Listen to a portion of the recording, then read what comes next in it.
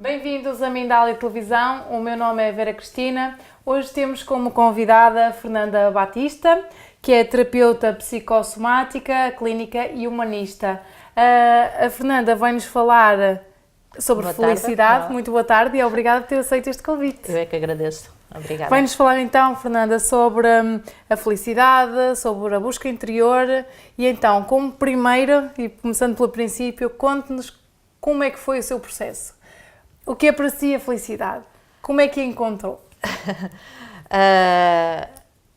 Pois o meu processo já é há vários anos, de alguns anos, mas quando tudo se desenrolou, que foi o desencadeador foi após o meu divórcio. Quando eu me divorciei, foi em 2002, portanto, entrei numa depressão que durou alguns anos, e aí dei-me conta que alguma coisa tinha que ser feito porque estava a ter uns sentimentos e umas emoções que não queria ter. Queres-nos falar um bocadinho sobre essas emoções? O que é que se sentiu? Sim, uma profunda tristeza, angústia, e não senti a necessidade de procurar mais porque a vida tinha que ser outra coisa. Não podia, aliás, eu já antes dizia porque é que a vida não é como nos filmes terminam bem. Porque é que não é uma coisa boa, porque é que tem que ser sofrida? E eu, de facto, ao longo de toda a minha vida, da juventude, da adolescência, de criança, eu sempre senti que não era feliz. Havia um vazio. E eu via uma solidão muito grande. E quando foi na separação, então aí sim, eu bati no fundo e comecei a ler, a procurar livros. Aliás, posso dizer que eu tinha um negócio, tinha uma loja num espaço comercial em Lisboa, onde havia livrarias, mais concretamente a FNAC, e passa a publicidade, e eu procurava livros de autoajuda. Acho que eu os li quase todos. E então, mas vi que não era suficiente, e então que tinha que aprofundar mais. Entretanto, a vida levou a que eu fechasse pela conjuntura económica, isto em 2008, com a crise nos Estados Unidos, do subprime, levou a que em 2009 eu tivesse que fechar o meu negócio. E então fechei o negócio no início do ano de 2009, em fevereiro, e não sabia o que é que havia de fazer. E agora como é que eu me vou ocupar profissionalmente? Só era muito claro é que eu não queria trabalhar para ninguém, eu não queria chefes. E então, como andava perdida, fiz uma viagem durante 1 ano e meio, estive na Indonésia, mais concretamente no Bali, aprendi massagens, mas sem saber muito bem o que é que andava a fazer. Era passar tempo até que me chegasse uma melhor ideia. E assim fui andando. No fundo, a vida vai nos levando. E a primeira vez quando fiz essa formação em Bali, de massagens, foi a primeira vez que eu realmente senti o que era ser feliz. Era acordar sorrindo e adormecer sorrindo. E foi aí que eu me dei conta, uau, isto é possível. E estava sozinha. E conseguiu essa sensação. E consegui, e nessa altura foi muito claro, eu quero manter isto. Mas não sabia como fazer. Porque não conseguia mantê-lo. Não, porque não tinha um trabalho de desenvolvimento pessoal, não sabia, mas a vida vai-nos dirigindo, vai-nos levando. E eu então, depois quando regressei a Lisboa, a Portugal, comecei a fazer umas massagens, entrei nessa altura, depois ainda andei a viajar por outros países, porque ainda não queria começar com as massagens, queria aproveitar mais queria conhecer um pouco mais do mundo e de mim mesma. Era mais aquela necessidade de fazer o meu trabalho pessoal, que a essa altura não lhe punha este nome, nem tampouco sabia o que é que eu andava. Queria paz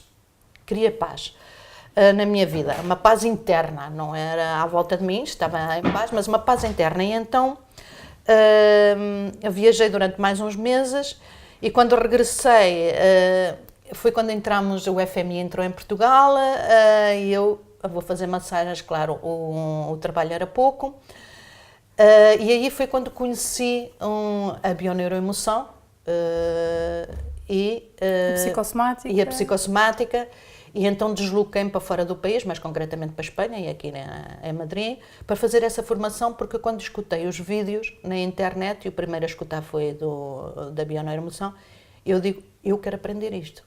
E então o caminho... O que aconteceu aí de revelador nesta área?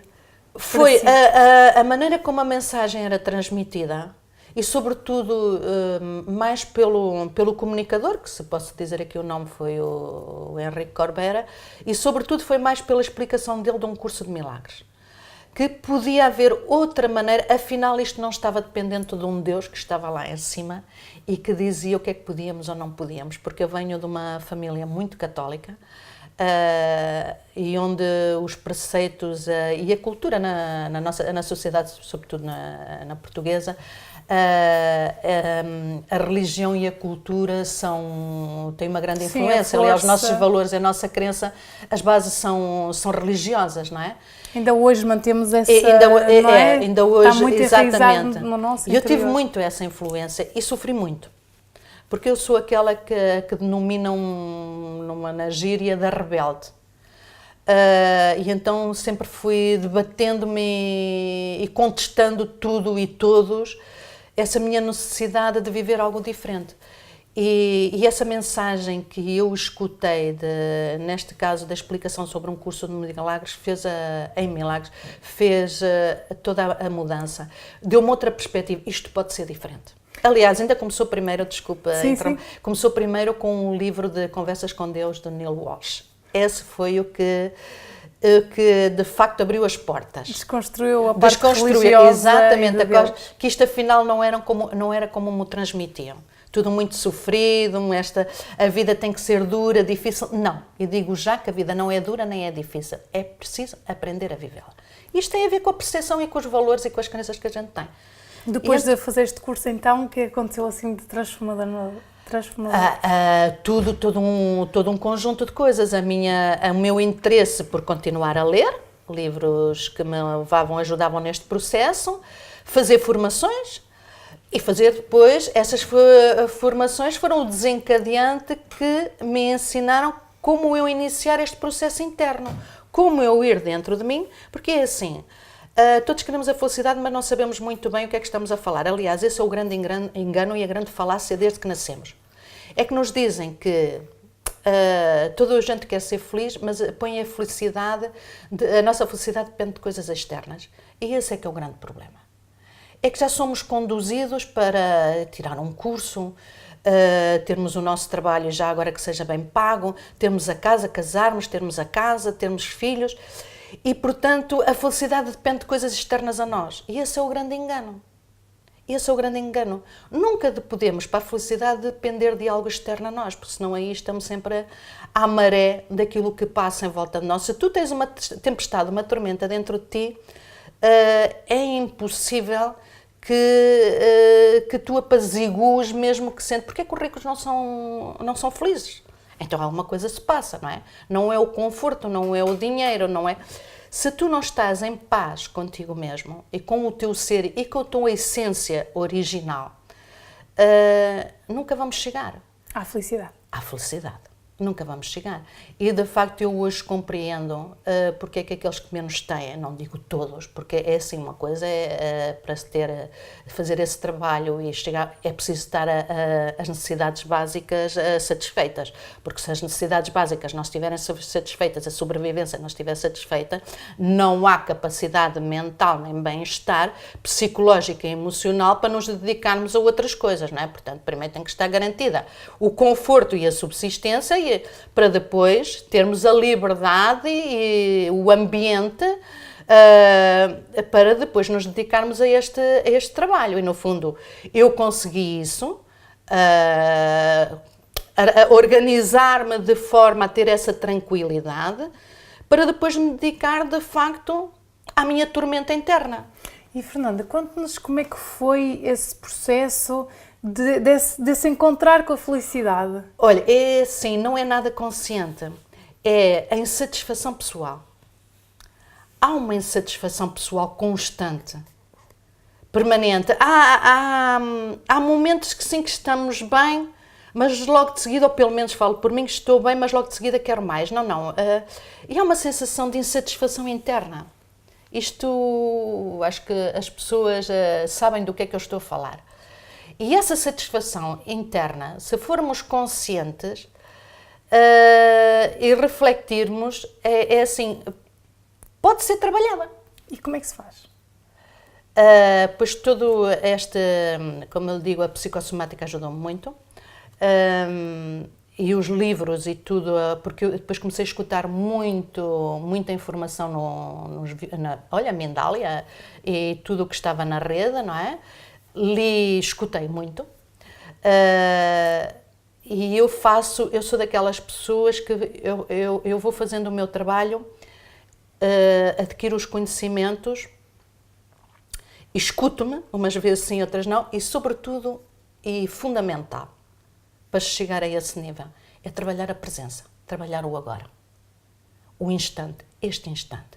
Porque é assim, uma coisa que eu me dei conta é que se a gente não está neste instante, ou está no passado ou está no futuro. E quando a gente não está neste instante, ou está no passado ou no futuro, estamos no medo. É a ansiedade, é o medo ao futuro, é a culpabilidade do passado, e no instante presente só há paz, só há serenidade. E isto é fundamental. E então foi aí que eu me centrei. Não. Se um instante presente é o motor para tudo o resto, eu tenho que trabalhar um instante presente. Claro que isto não é fácil. Agora, não é fácil porque fácil é preciso persistência e consistência. É como um elástico, eu digo, isto é um elástico, o pensamento, temos que estar muito atentos ao pensamento. O pensamento leva-nos, desvia-nos, tira-nos do nosso centro. E a gente é como que, ok, dá-se conta que já nos desviamos daquilo que queríamos, então vamos puxar aquilo que nos interessa, aquilo que queremos sentir, aquilo que queremos viver. E quando digo sentir e viver, é as emoções, porque um sentimento traz uma emoção associada.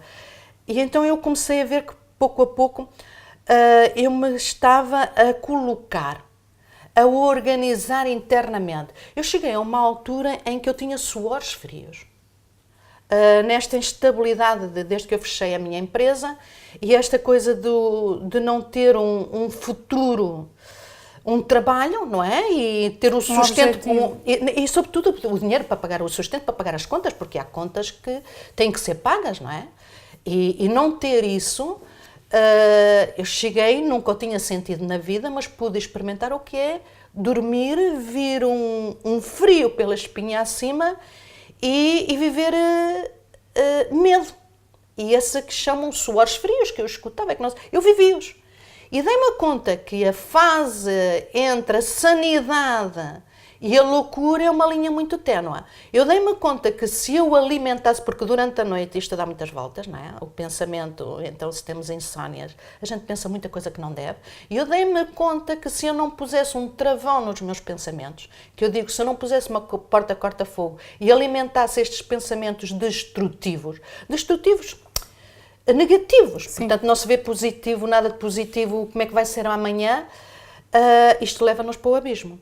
Eu digo, não, se eu tenho a possibilidade de inverter, então eu vou trabalhar nisso. E a inverter eu vou-me centrar e pensar naquilo que eu realmente quero pensar e que me dá satisfação e que me deixa bem e me deixa equilibrada. Claro que isto é um jogo constante e permanente. É persistência e volta e meia, a nossa... eu chamo um elástico, é como com um elástico, vai e vem. Só que essa janela de consciência pode-se ir aumentando. Hoje trabalho 1 minuto, no mês seguinte já trabalho 5 minutos. Mas estar lá, não desistir. É importante não desistir. E a presença é fundamental. Centrar na presença. Sentar na presença, sentar no agora, neste instante. O único que interessa é neste agora. Porque repara, o que é o futuro? E o que eu quero sentir, que é o que você dizia. Exatamente. E eu é que elijo o que quero sentir. Porque o sofrimento dá-se quando o nosso pensamento, o nosso sentimento não vai de encontro à nossa ação. Portanto, a nossa ação está para lá da nossa decisão. Porque aquilo que nos enferma, que nos faz adoecer, é o dever de e o ter de. São palavras que deviam ser cortadas do dicionário. Eu não tenho de nem devo de. É porque sentimos a obrigação e o dever de. E se não o fazemos ou se não agimos de uma determinada maneira, é a culpa. É muito judaico-cristã e ainda se bate no peito 2 vezes e que a minha culpa, a minha tão grande culpa. Há que mudar. Há que mudar. O paradigma hoje em dia é o outro. E então eu senti que tinha que ir por aí e alargar esse espaço de atenção, esse espaço de consciência. E quando assim é consciente, eu elijo o que quero viver. E se eu elijo o que quero viver, não vou escolher aquilo que me deixa infeliz. E então eu filtro aquilo que eu quero pensar. E se eu penso de uma forma positiva e sem obstáculos e fluida, só posso sentir bem-estar. E então a vida vai fluindo. E é engraçado que a frequência que se vibra, porque os pensamentos são energia, a voz é energia, isto já tínhamos que entrar para outro campo, a vida vai-se fazendo com facilidade. Hoje em dia me pergunta, Fernanda, o que é que fazes? Não faço nada. Porquê? Porque eu hoje faço aquilo que me apaixona. Que no fundo eu organizo-me de tal maneira e centro-me de tal maneira que a vida flui. Só preciso estar atenta, que depois aí chega-se a outro nível que é escutar os sinais. E então tudo se começa a colocar. E quando a gente começa a perceber a linguagem da vida, aí sim começa-se a perceber como isto é fácil. Isto é realmente fácil. Agora é assim, temos que derrubar, baixar a guarda. O desapego é importante, soltar. E isto é um trabalho a nível de crenças e de valores que tem que ser desmontado. Serviu até agora, porque de facto precisávamos de uma orientação e a religião fez um bom trabalho nesse aspecto, só que a religião também nos dividiu, pôs-nos um Deus fora de nós.